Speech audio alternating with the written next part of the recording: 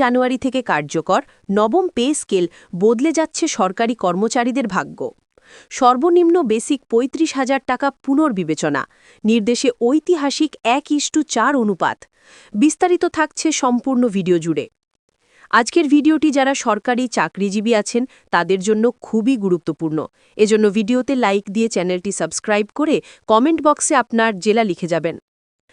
জানুয়ারি থেকে দেশে সরকারি কর্মচারীদের জন্য বহুল আলোচিত ও প্রতীক্ষিত নবম জাতীয় পে স্কেল কার্যকর হতে যাচ্ছে।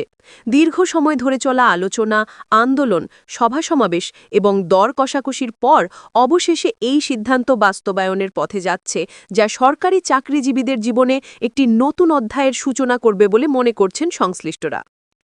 এই পে স্কেল কেবল বেতনের অঙ্ক বাড়ানোর বিষয় নয়, বরং কর্মচারীদের সামাজিক মর্যাদা, জীবনযাত্রার মান, ভবিষ্যৎ নিরাপত্তা এবং প্রশাসনিক কাঠামোকে আরও শক্তিশালী করার একটি যুগান্তকারী পদক্ষেপ হিসেবে বিবেচিত হচ্ছে। যারা চ্যানেলটি এখনও সাবস্ক্রাইব করেনি তারা দয়া করে চ্যানেলটি সাবস্ক্রাইব করুন। এই নতুন বেতন কাঠামো বাস্তবায়নের মূল ভিত্তি হিসেবে নির্ধারণ করা হয়েছে ১:৪ অনুপাত, যা প্রধান উপদেষ্টার সরাসরি নির্দেশনায় স্থির করা হয়েছে। এর মাধ্যমে নিম্নতম ও উচ্চতম বেতন স্তরের মধ্যে একটি ভারসাম্যপূর্ণ কাঠামো গড়ে তোলার চেষ্টা করা হয়েছে, যাতে কর্মচারীদের মধ্যে বৈষম্য কমে এবং একটি ন্যায্য বেতন কাঠামো নিশ্চিত করা যায়। এই অনুপাত নির্ধারণের ফলে প্রশাসনের বিভিন্ন স্তরে কর্তৃত্ব, দায়িত্ব ও কাজের পরিধি অনুযায়ী বেতন কাঠামোকে আরও বাস্তবসম্মতভাবে সাজানো সম্ভব হবে বলে আশা করা হচ্ছে। সবচেয়ে গুরুত্বপূর্ণ ও আলোচিত সিদ্ধান্ত হল নতুন করে মূল বেসিক সর্বনিম্ন ৩৫,০০০ টাকা পুনর্বিবেচনা করার বিষয়টি। অর্থাৎ সরকার সর্বনিম্ন বেসিক বেতন কী পরিমাণ হবে তা আরও বাস্তবসম্মতভাবে নির্ধারণের জন্য নতুনভাবে হিসাব নিকাশ করছে।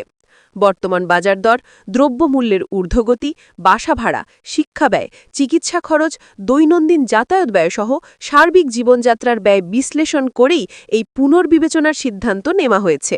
এর ফলে নিম্ন ও মধ্যম শ্রেণীর কর্মচারীদের বাস্তব উপকার পাওয়ার সম্ভাবনা তৈরি হয়েছে। ভিডিওটির এই পর্যন্ত এসে যারা চ্যানেলটি সাবস্ক্রাইব করেনি তারা সাবস্ক্রাইব করে পাশে থাকা বেল বাটনটি অন করে রাখুন। এই পে স্কেল বাস্তবায়নের প্রক্রিয়া কোনো হঠাৎ নেওয়া সিদ্ধান্ত নয়, বরং এর পেছনে রয়েছে দীর্ঘ সময়ের গবেষণা, তুলনামূলক বিশ্লেষণ এবং বিভিন্ন দেশের বেতন কাঠামোর সঙ্গে সামঞ্জস্য করার প্রচেষ্টা। সংশ্লিষ্ট নীতি নির্ধারকেরা সরকারি কর্মচারীদের বর্তমান জীবনমান, কর্মক্ষেত্রের বাস্তবতা এবং ভবিষ্যতের চাপ বিবেচনা করেই একটি টেকসই কাঠামো তৈরি করার উদ্যোগ নিয়েছেন। বিশেষ করে ডিজিটাল প্রশাসন, স্মার্ট সরকার ধারণা এবং আধুনিক কর্মপরিবেশের সঙ্গে সামঞ্জস্য রাখার বিষয়টিও গুরুত্ব পেয়েছে। এই নতুন বেতন কাঠামো চালু হলে এর প্রভাব সরাসরি পড়বে দেশের লাখো সরকারি কর্মকর্তা কর্মচারীর পরিবারের জীবনে। শুধু বেতন বৃদ্ধিই নয়, এর সঙ্গে সংশ্লিষ্ট বিভিন্ন ভাতা, যেমন বাড়ি ভাড়া ভাতা, চিকিৎসা ভাতা, যাতায়াত ভাতা, শিক্ষা ভাতা এবং বিশেষ ভাতা কাঠামো পর্যায়ক্রমে সমন্বয় করার পরিকল্পনা নেওয়া হয়েছে। এসব পরিবর্তনের মাধ্যমে কর্মচারীদের আর্থিক নিরাপত্তা আরও দৃঢ় হবে এবং তারা মানসিকভাবে আরও স্থির ও আত্মবিশ্বাসী হয়ে কাজ করতে পারবেন। অন্যদিকে এই সিদ্ধান্তের ফলে দেশের সামগ্রিক অর্থনীতিতেও একটা ইতিবাচক প্রবাহ তৈরি হওয়ার সম্ভাবনা দেখা দিয়েছে। সরকারি কর্মচারীদের হাতে অতিরিক্ত অর্থ প্রবাহিত হলে বাজারে ভোগব্যয় বাড়বে, ছোট বড় ব্যবসা প্রতিষ্ঠানের বিক্রি বৃদ্ধি পাবে এবং স্থানীয় অর্থনীতি চাঙা হয়ে উঠবে। অর্থনীতিবিদদের মতে সঠিক পরিকল্পনার মাধ্যমে এই বেতন কাঠামো বাস্তবায়ন করা গেলে অর্থনৈতিক ভারসাম্য বজায় রেখেই কর্মচারীদের জীবনমান উন্নয়ন সম্ভব।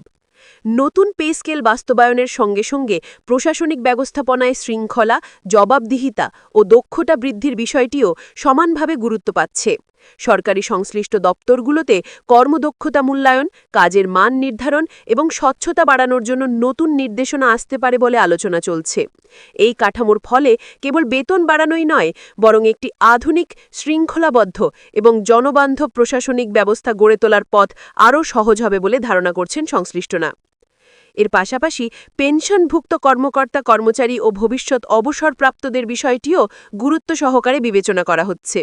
নতুন মূল বেসিকের সঙ্গে সামঞ্জস্য রেখে পেনশন কাঠামো পুনর্গঠিত করার প্রক্রিয়াও আলোচনার মধ্যে রয়েছে, যাতে অবসর জীবনে পৌঁছেও সরকারি কর্মচারীরা একটি সম্মানজনক জীবনযাপন করতে পারেন। এতে করে সরকারি চাকরির প্রতি তরুণ প্রজন্মের আগ্রহ আরও বাড়বে বলে ধারণা করা হচ্ছে। সামগ্রিকভাবে বলা যায় ১ জানুয়ারি থেকে নবম জাতীয় পে স্কেল কার্যকর হওয়ার এই সিদ্ধান্ত দেশের প্রশাসনিক ইতিহাসে একটি গুরুত্বপূর্ণ অধ্যায় হিসেবে যুক্ত হতে যাচ্ছে। প্রধান উপদেষ্টার দিক নির্দেশনায় নির্ধারিত ১:৪ অনুপাত এবং সর্বনিম্ন বেসিক ৩৫,০০০ টাকা পুনর্বিবেচনার উদ্যোগ সরকারি কর্মচারীদের জন্য একটি নতুন আশার আলো সৃষ্টি করেছে। এর মাধ্যমে কেবল বেতন কাঠামোই নয়, বরং প্রশাসনের ভিত আরও মজবুত করার একটি সুদূর প্রসারী পরিকল্পনার বাস্তবায়ন শুরু হতে যাচ্ছে। এই পরিবর্তনের মাধ্যমে কর্মচারীদের জীবনে যেমন আর্থিক স্বস্তি আসবে, তেমনি কর্মক্ষেত্রে মনোযোগ, নিষ্ঠা এবং দায়িত্ববোধ আরও বৃদ্ধি পাবে বলে প্রত্যাশা করা হচ্ছে। এর সুফল ধীরে ধীরে দেশের প্রতিটি স্তরে পৌঁছবে এবং রাষ্ট্রের সামগ্রিক উন্নয়ন অভিযাত্রায় একটা নতুন গতি সঞ্চার করবে। সরকারের এই পদক্ষেপকে অনেকেই সময় উপযোগী ও সাহসী সিদ্ধান্ত হিসেবে দেখছেন, যা ভবিষ্যতে আরও সংগঠিত, দক্ষ ও শক্তিশালী প্রশাসনিক কাঠামো গঠনে সহায়ক ভূমিকা রাখবে।